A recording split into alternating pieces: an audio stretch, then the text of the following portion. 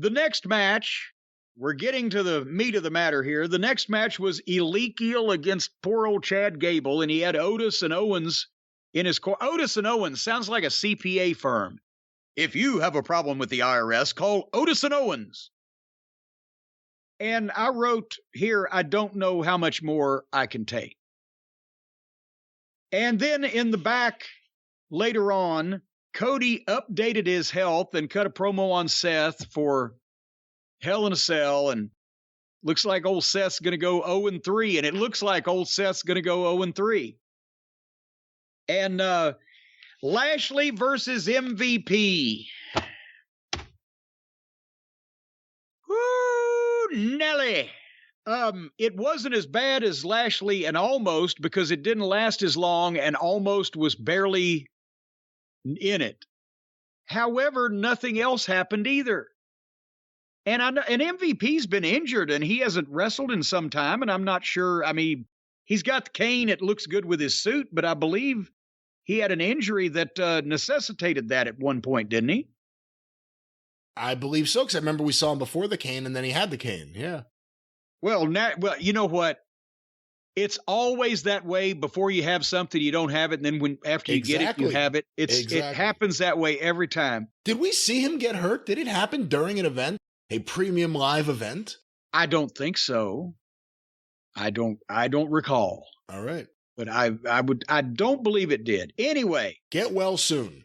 Get well soon. Yeah, get the taste of this out of your mouth, MVP, as quickly as you can. He got on the bicycle, took a powder to the floor a couple times, and so Lashley follows him. And as MVP rolls in and Lashley's on the floor, Almost comes over, and I swear to God, I can't say running. That would be comedically over-exaggerating.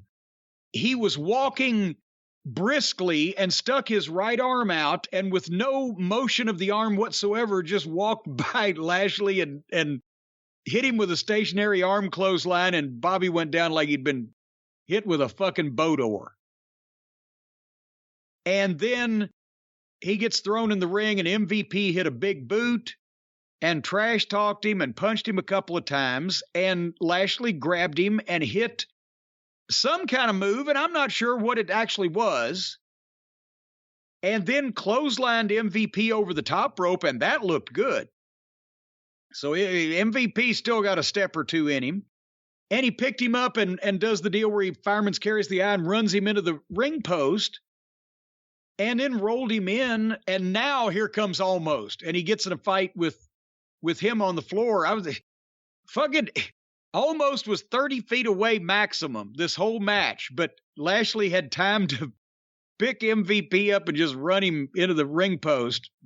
Sorry-ass bodyguard for his manager. But nevertheless, Almost and Lashley get in a fight, and the bell rings suddenly, and now we see, which I don't believe had been referred to before, and since it almost never happens in wrestling, you weren't looking for it, but Lashley got counted out.